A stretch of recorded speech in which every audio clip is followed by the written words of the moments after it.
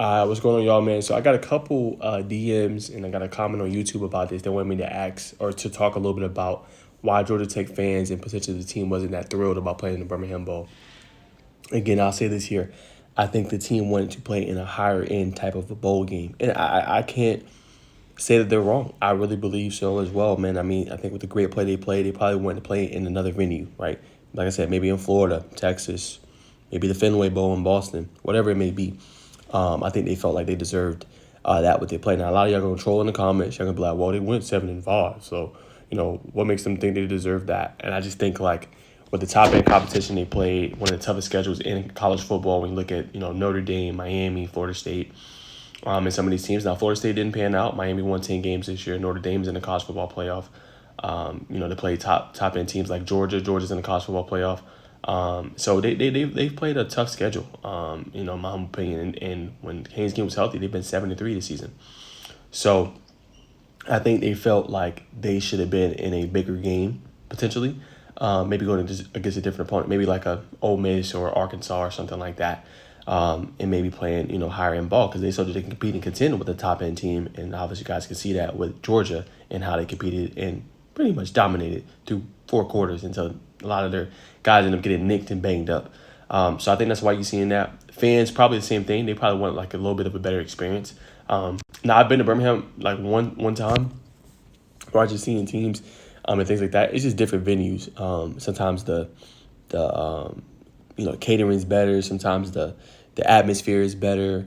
And I think that's really what the players and things wanted. Like their last game ever, like for guys like Zeke Biggers, potentially, maybe Trinilis Tatum, they probably want to play in a more festive, maybe type of bowl game, potentially. So I think that's why. And I'm not saying that's what they told me. They didn't tell me anything. I'm just saying that's the kind of vibe I think I see and I get why some of the players weren't very thrilled about that. All right, now let's take a look at the transfer portal and the latest that's going on there.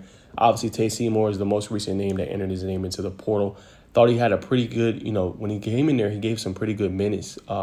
Played really well, man. But I think he sees maybe the writing on the wall with obviously them targeting several guys, in this 2025 recruiting class and probably even in the portal. Maybe seeing the writing on the wall, decided to leave. Now, in terms of his production, as it says here, Priya Salvia, my boss, Jackson Cardell, had its ups and downs in real playing time. But flashed really ability, and obviously he did. He was number 32 graded player on Yellow Jackets defense with 401 total snaps, finished with a 55 overall grade, 38.4 tackling grade, which is very low.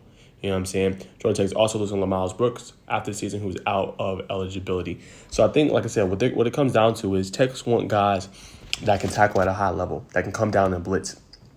I'm not saying Tay Seymour can't do that. I think he's flashed. I think he's shown the ability to have really big games. He had several big games this year. But I think, like I said, I think Coach Corey Peoples and that defensive staff is looking for something specific, potentially. And I think Tay Seymour wanted more playing time, potentially. Now, LaMiles Brooks isn't there no more, but it'll be obviously Clayton Powell-Lee that'll be commanding that defense. But then after that, it's really up for grabs. You know what I'm saying? Now, that's not talking about Amari Harvey. His position is probably locked down. Warren Burrell, but I'm talking about at the safety spot. That next spot is open. You know what I'm saying? But I think Tay Seymour was like, hey, let me go see what's out there in the market and let me go see potential place I can play right now. I've been having to sit and wait for my time. I want to play, and obviously he did play some snaps, got 401, but I think he wants to be a legit starter. You know what I'm saying? So that's what happened with him. Other guys in the portal, obviously Horace Lockett, kind of was in as a rotational piece for them potentially. But I think, like I said, that's a spot that Georgia Tech is going to target, I think, very heavy defensive line. I think they like Romello Height. They like Jordan Vandenberg, who still has another year of eligibility. But they want to get, some guys that can be difference makers, some game workers at that spot. And I think, same thing there. This wasn't seeing a lot of playing time. Want to explore his options, why he hit the portal. Now, Eric Singleton Jr., y'all getting on me on YouTube with it. Look, man, if it is for money, it's for money. This kid's a stud, bro. We're not going to send it out like Eric Singleton Jr. ain't a difference maker. And I know how Tech fans feel. You don't want him to go to Georgia. Hey, I feel y'all. I know how it is. But this is a business. I keep telling y'all, this is not how college football was before. This is a business. If you perform at a high level, bro, it's with any job. Let me break it down like this.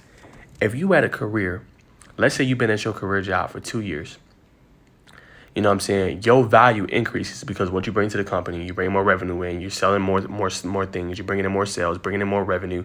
Naturally, there's going to be somebody out there that says, oh, this guy's good. He's been in 2 years. This is how this company has been able to profit or has been able to excel based off of him. There's going to be offers coming in for you. It's no different. You know what I'm saying? Would you also want to sit, you know what I'm saying, and your value has increased and stay there and making the same money you making potentially? No, it's no different. It's the same thing. That's why I tell you guys, I don't understand why y'all get on the kids. If you had a career move that was best for you and your family, you know what I'm saying, and they're going to offer you more money and a potential chance to grow even more, you're going to take that opportunity all day. It's no different with Eric Singleton Jr. and several of these other guys. If he's getting offered more money and better opportunity to get onto the league or to even make himself better and help out his fam, go for it all day. You know what I'm saying? Y'all can't be mad at the kid, man. The kid, he's great. Like I said, great attitude, great leader, great character. Let that man go and do what he's going to do, man. It's a part of the process now. Like I said, this is a baby NFL. You know what I'm saying? And your value can change from year to year. You got to just go where you think that you can potentially stay, and that makes the most sense. Like we just talked about the video before with obviously Kyle Kennard, potentially. Forgive me, that's Dylan Stewart. Y'all forgive me. Dylan Stewart. He got his thing raised after a great freshman year breakout. His salary got increased to 1.5 million for a top edge rusher in the freshman class. That's going to happen. So, you know what I'm saying? What they're going to have to do is hit the portal, maybe get one or two receivers in there. Kevin Concepcion could be an option. Depends if he wants to go there. You're going to have to hit the portal and get one or two guys maybe to come in. Now, I think this is a pretty decent receiver class they got coming in. I like Bailey Stockton and Isaiah Kenyon. And you're going to have to hold on to Malik Rutherford. You know what I'm saying? Figure out a way to do that. But I like this class, man. Tech is going to be fine. They're going to figure that out. Other guys that hit the portal that I know that y'all are aware of. We talked about Leo Blackburn, obviously hitting the portal. You know what I'm saying? Just unfortunate, dealt with a lot of injuries throughout his career. Couldn't quite see the field, got in the back of the rotation. Christian Leary really left the team mid-season. But, you know, happy for him that he got to go into another school, another team. But like I said, it's a very crowded wide receiver room. That's just what it comes down to. But Blackburn's also in the portal. This one hurt a little bit more, Corey Robinson.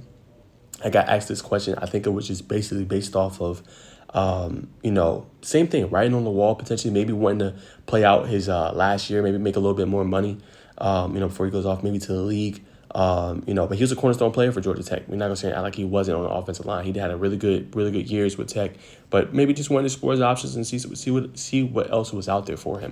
That's what I think it comes down to, obviously, with Corey as well. And then his offensive line class is elite. Peyton Joseph, Josh Petty, you know what I'm saying? Kevin P., you know what I'm saying? Jimmy Bryson. Like, this is a pretty good offensive line class that they got coming in, and I think it's going to be special. And like I said, this 2025 class could potentially be a big difference maker for Yellow Jackets moving forward. They're going to have to do a good job of keeping them, obviously, and continue to play well. But I think that's just what we got, and that's what it is.